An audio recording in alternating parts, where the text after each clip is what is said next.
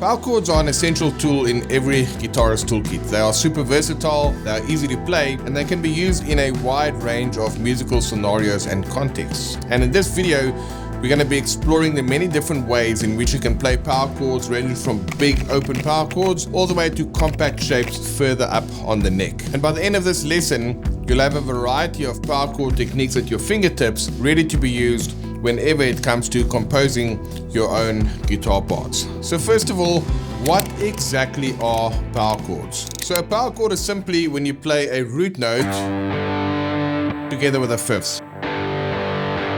That's a power chord.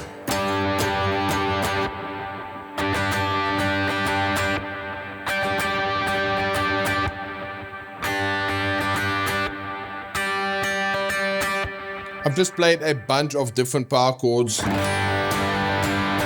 As you can hear, the chord itself has a lot of power in it. And like I said, it's just a combination of the root note and the fifth. So if you play any note, and then you go up 1, 2, 3, 4, 5, 6, 7 frets, then you're going to get the fifth, the perfect fifth.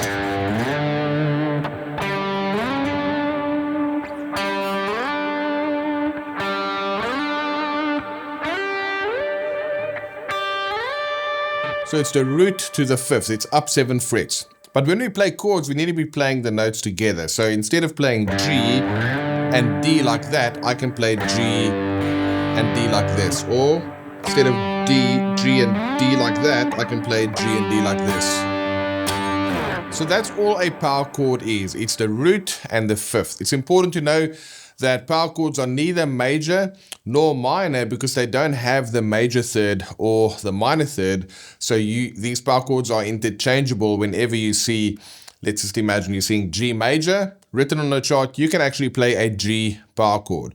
Or if you see A minor on a chord chart, you can play an A power chord. Now, we use the number 5 next to the chord name to show that it's a power chord. So G5 will mean that it's a power chord. Get it? The root and the fifth, that is 7 frets higher. When you play them together, that's G5. It's a power chord. Now, most of you, if you started learning guitar playing either blues or rock, that would have been a chord shape that would have been introduced right from the beginning. So power chords is one of those staples that you can just pick up the chord and then play chords all over the guitar neck and come up with some pretty cool riffs. Now, what we're going to do in this lesson is we're going to look at how does this apply specifically to the worship guitar genre and how you might use them on a Sunday. Now, our first type of power chords we're going to be looking at is known as open power chords. Now, many guitarists might look down on these cowboy chords, you know, the open shapes that you first learn. But when you learn open power chords, they can give you some epic sounds. They really result in these big ringing chords that are perfect for creating super powerful and even kind of an anthemic feel in your music. So if I play G like this, or maybe C5, E5, and D5. As you can hear, there's a lot of power behind those chords, and I'm specifically playing these as power chords, not as the typical cowboy chords, which would include the thirds. If I play the typical open chords with this big sound, it's not going to work. It's going to sound like this.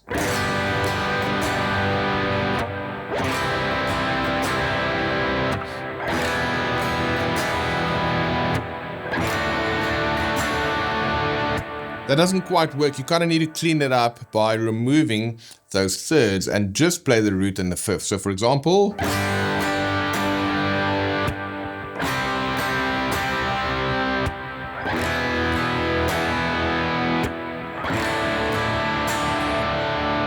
when you look at the screen right now, you can see that when I'm playing a G, I'm not playing the A string, and then everything else is just either a G, a D, a G, a D, or a G. So that's my G5 open power chord. For C, I'm going to do the same. I'm not going to play the D string, and then I'm going to fret my pinky over here on the 3rd fret of the E string. So then I have C, G, C, G. Can you see it's the root and the 5th. Then when I played the E5 power chord, It looks almost exactly the same as an E minor chord, but I'm using this third finger to mute my G string, and then that means this is going to be a combination of E's and B's. So E, B, E, I skip the G, B, E. And then lastly, a D5, I'm not playing the E string, so in this case I'm actually playing A, D, A, D. And that is actually what's known as an inverted power chord, which we're going to check out a little bit later in today's lesson. Let me just give you a taste of what these 4 power chords might sound like with a backing track.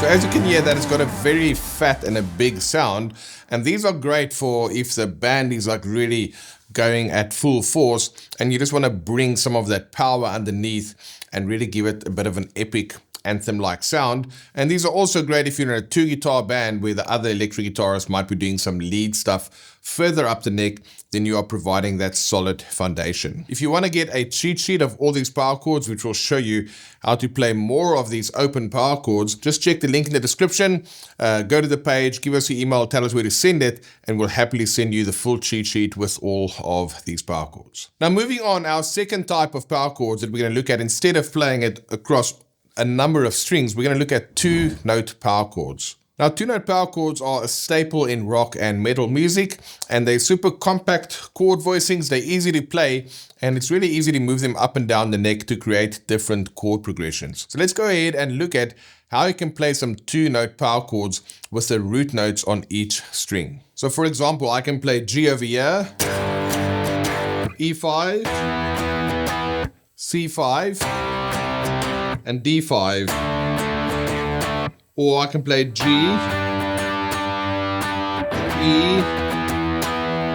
C5, and I'm going to show you how you can play different progressions, but these are simply just 2 notes. You remember from the beginning of the lesson, the root and the fifth. I'm just going to play it like that, the G and the D. So when you play it on the 6th string, you've basically got this shape. There's the 3rd fret and then the 5th fret. All the other strings have to be muted or don't play them. So this is G and D with a root on the 6th string, G5. Here's G5 with a root on the 5th string. As you can see, it's exactly the same shape. And then I can also play G5 with a root on the 4th string. Again, it's going to be the same shape. And if I play G5 over here, which is G and D, so G and D, I just have to change the way that I'm going to play this. Instead of just having one fret open like I had for root 6, root 5, root 4, but when it's on root 3, this one finger has to move up a fret. And then when I get to root 2 again, it's the same shape. So in essence, I'm doing the same shape for root 6, 5, 4, and root 2. And when I play the root on the 3rd string, then I have to go ahead and just change it slightly. What's interesting about this version of a G5 is I can also play it like this. Can you see it's exactly the same sound? G and D, and then G and D. If you are familiar with our lessons on the channel, you'll recognize this as our first 4-2 voicing. That in essence is a power chord. So what we're doing is we're playing G and D, but instead of playing strings 4 and 3, I'm playing strings 4 and 2. And I can actually do the same with this power chord over here, which is the root on the 3rd string. But instead of playing the 5th on the B string, I can move it to the 1st string. So that is our root on the 3rd string. And then of course we have our root on the 2nd string. So now I've got 1, 2, 3, 4, which is a variation, 5, 6, which is a variation, and 7. there are 7 2-note power chords which you can go ahead and play anywhere on the guitar. What I'm going to do for you now is I'm going to play that with the track, and then instead of just staying in one area, I'm going to play this in different areas, making use of these 2-note power chords. The first time I'm going to focus more on the low area of the neck, then the middle area, and then the higher area, and just listen to the different sounds that you're able to unlock with just these power chords, not playing any major thirds or any minor thirds, simply playing the root and the fifth of every chord. Here we go.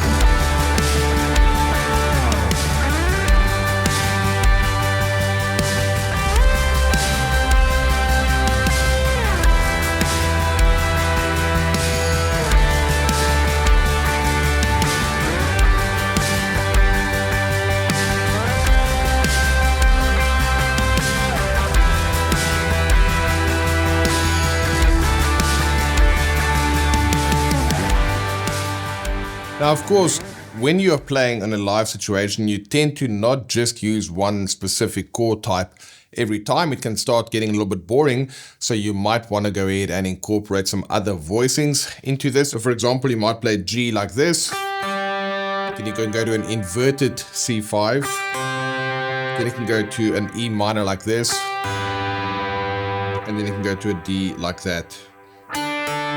So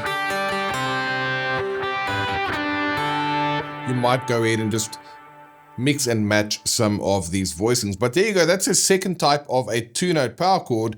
And what's really cool about this is you can actually invert them. So what does it mean to invert a power chord? Well, instead of playing G and D, with G being the lowest note and D being the highest note, I can go ahead and do the following. I can make D the lowest note and G the highest note. So can you hear how that chord sounds very different when the G is on top as opposed to the G being in the bottom? So that's all an inverted power chord is. It's like an inversion for triads where it's the same notes, it's just the order that is different. So when you place that fifth in the bass, you create a voicing that's going to just make your chord sound a little bit fatter because I'm literally inverting the note. So let's go ahead and look at all the G5s that you can play with the root on the different strings. So if I play G over here with the root on the 5th string, I can take the 5th from the D string and I can now place that on the E string. If I play this G, I can take that D and I can move it down. So then that's a G over D. So it's an inverted power chord. And when I play this G over here, I can take this D down an octave, and then I'm going to get another inverted power chord. And I can do this, move that D down an octave, and I'm going to get this inverted power chord. And there we go. So that's why I can play G over D like this. I can play it like that, play it like this, play it like that, I can play it like this. Which is very different to, it kind of sounds the same, or it sounds similar rather, because they're both power chords, but when you hear them in context, it's going to be quite different. Now, a good way to illustrate that is if we use the song or the riff Smoke on the Water. Most people are familiar with that riff, and some people might play it like this.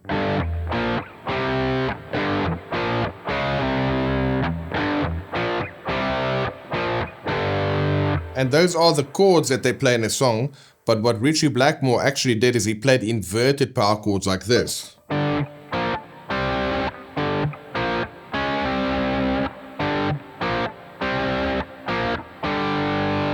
Can you hear how that sounds totally different? Instead of being kind of the basic power chords, when you play the inversion, it just sounds a little bit more sophisticated. It sounds better because I'm not just blindly grabbing a shape and playing it. I'm actually using an inversion over there. So that's a good a way to demonstrate that for those of you familiar with that riff.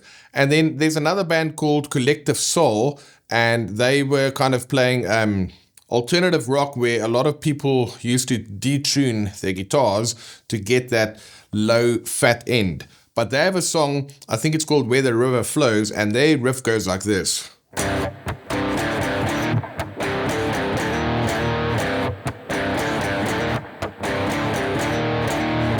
And what they're actually playing is a C5 and then a D5 going to an E flat. So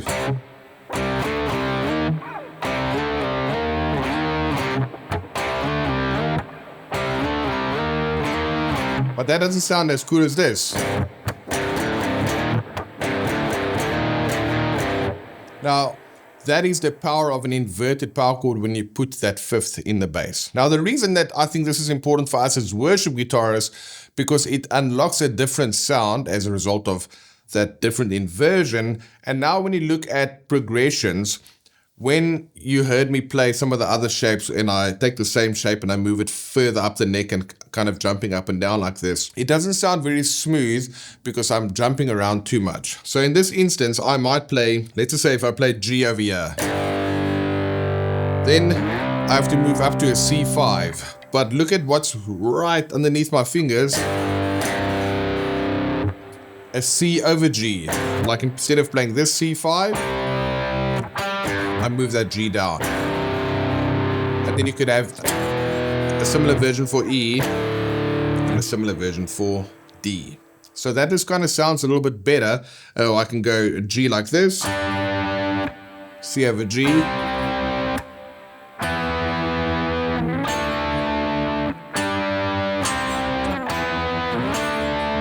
So that's using G5, C5 over G, E5, and then D5 over A. I'm simply using the fifth in the bass. Let me go ahead and play that for you now with the backing track.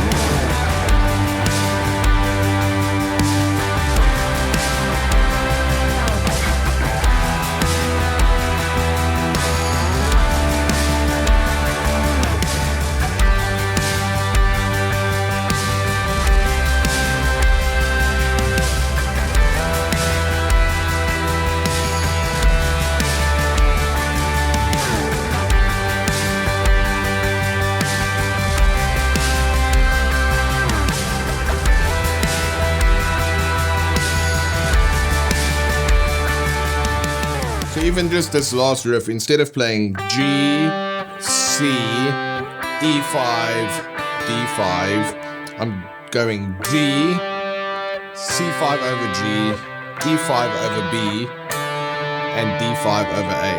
So these are technically now going into the double stop territory that we are quite used to on the guitar. Now using these double stops and these inverted power chords is a really useful technique when you want to create a sense of movement in your chord progressions by not jumping all over the guitar neck, and instead just kind of see where can you go ahead and throw in one of these inverted power chords. Again, if you want to get the cheat sheet with all these shapes, you can just go ahead and find the link in the description. Now, I want to veer off the power chord path just for a moment by showing you that they can actually place the third in the bass as well. So what does that mean? Well,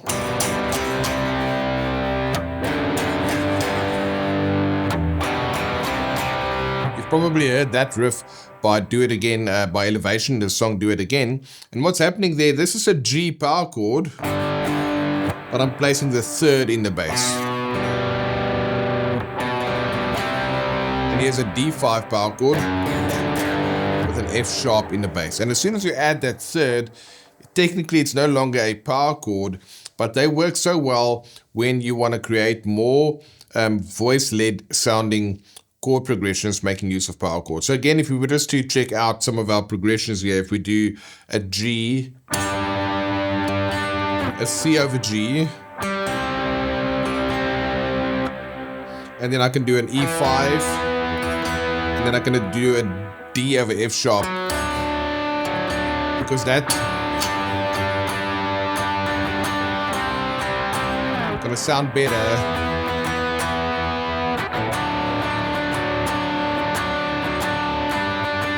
Can you hear that sound?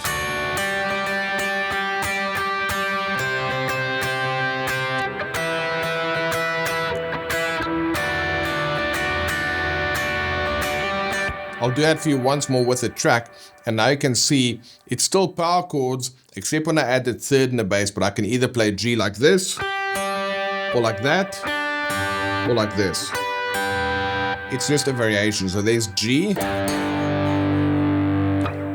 G over B, or G over D. And then I get back to G again.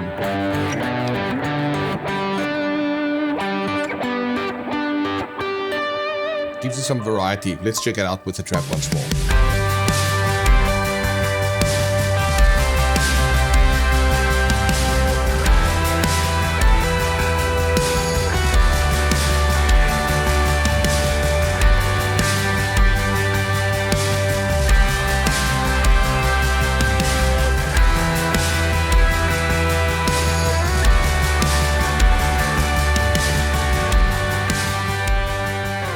Alright, so it's just something super simple that you can play around with, and the way that you would remember that is, in this instance, your root note is the top note, and then you just take a normal power chord shape, but you just move that fret down one, and in this case it's going to be G over B. It's a great way to approach C, or D over F sharp to approach G. An interesting fact, you remember earlier I showed that you can play G like this, which is the first version of our 4/2 voicings. But when you play the second one, which is G over B, which is that shape there, you can also play it like that. So that's a cool way if you were to play, in this instance, G over B to C.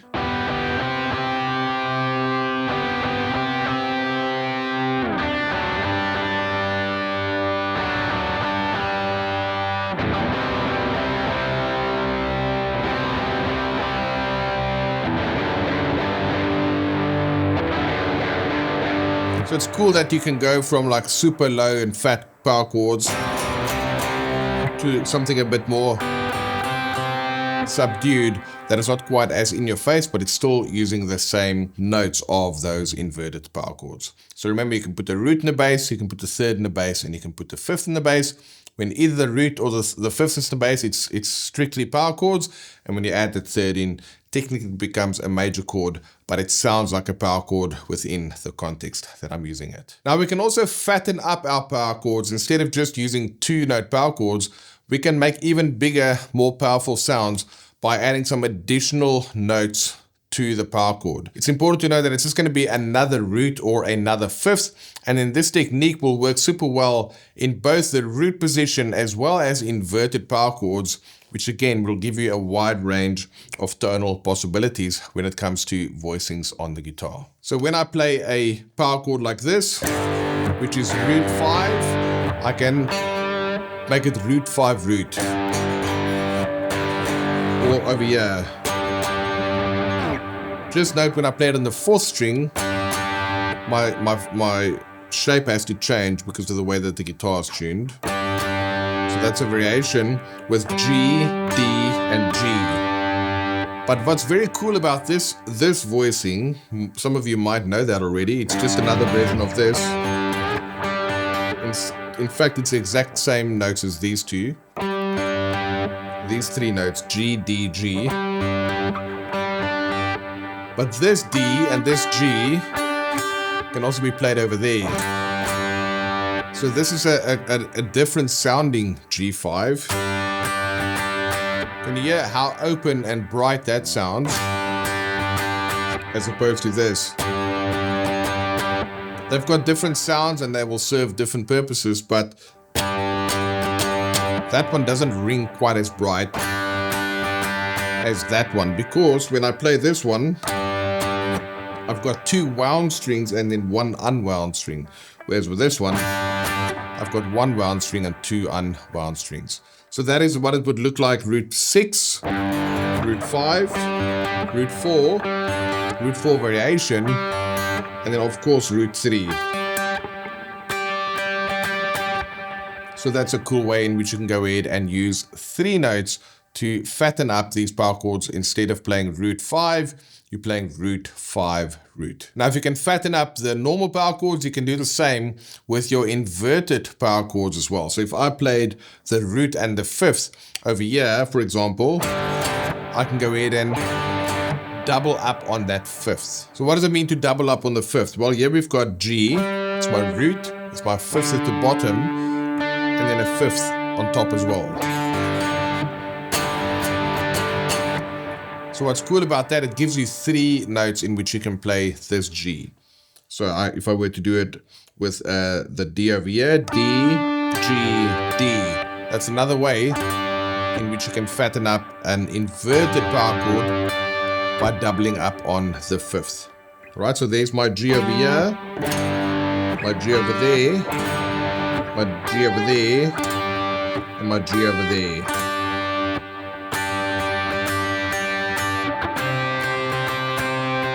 Can you already hear how that sounds really cool? And I'm just playing, in this instance, a G5 and a C5. And then we, obviously after that, we can go to an E5 like this. And then a D5 like that. So I'm going to go ahead and just play that for you one more time, where I'm using 3-note power chords, where sometimes it's the inverted power chord and other times it's the root position. Check it out.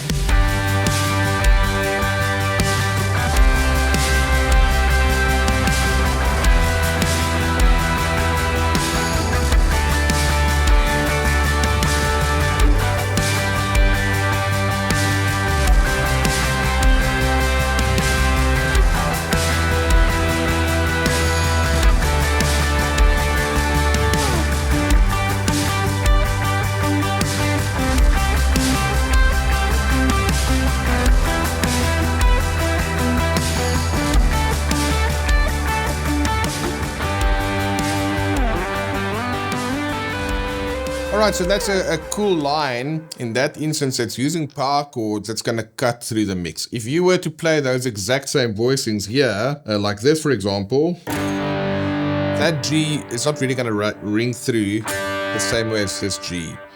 And then that C is going to ring through better as opposed to this C. So that's why it's useful to know the construction of the chords and then what the different ways are that you can play them. We won't get into all the variations. Again, you can check it out in the cheat sheet, but you can also play 4-note power chords. In this instance, if we play a G, let's make it an E power chord. I can double up on the root and I can double up on the 5th.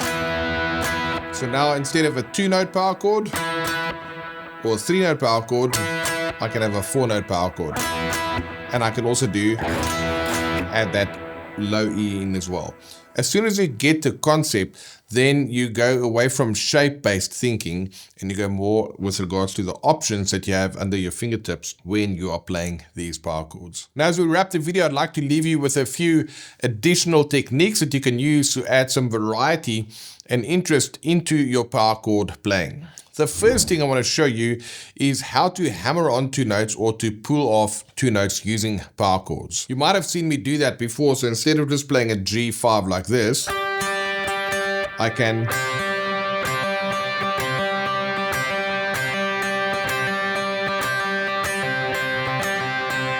I'm hammering onto from G, I'm hammering onto that D from the C note.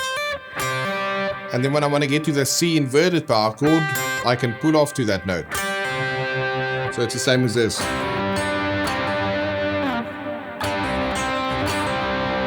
Of course, you don't want to overdo that, but that's just a way in which you can inject a bit of musicality instead of just playing G like that, which sometimes that's what you got to do, but sometimes you want to infuse a little bit of character into that note.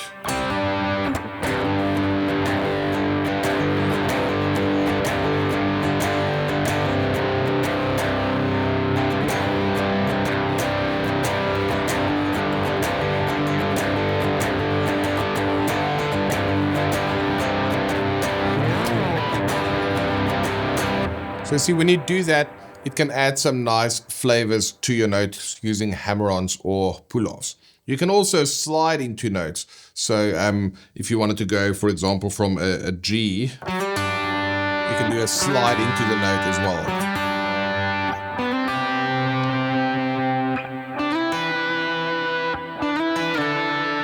And you can do those kind of things to add some, it's almost like a vocal quality to riffs, because these hammer-ons and pull-offs and slides, that's basically just articulation techniques that's trying to emulate the human voice. Those are pretty cool. A second tip that you can do is when you play, for example, a G5 like this, you can add the ninth.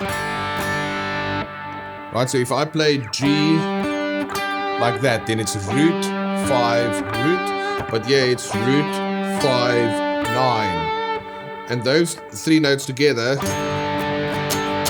sound pretty cool, but if you play it, it can give you a cool sound. Let me go ahead and play that for you with a track.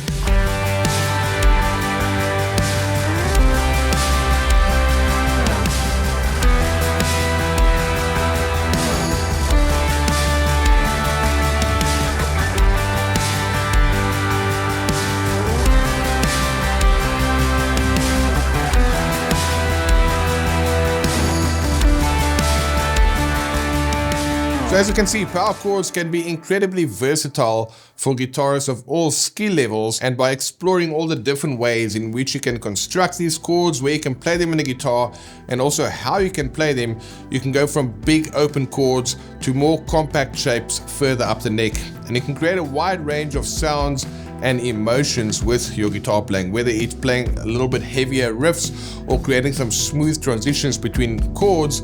These power chords are really an essential part of every guitarist's vocabulary and toolkit. So make sure you grab your guitar and start experimenting with these techniques so you can unleash the power of power chords in your own playing. Again, we have a cheat sheet where you can find all of these chord shapes in a handy PDF together with a backing track I jammed over, so you can go ahead and put them into action for yourself. And if you're looking to learn more about our 4/2 voicings, which I mentioned in this video, you can go ahead and check out this video right here.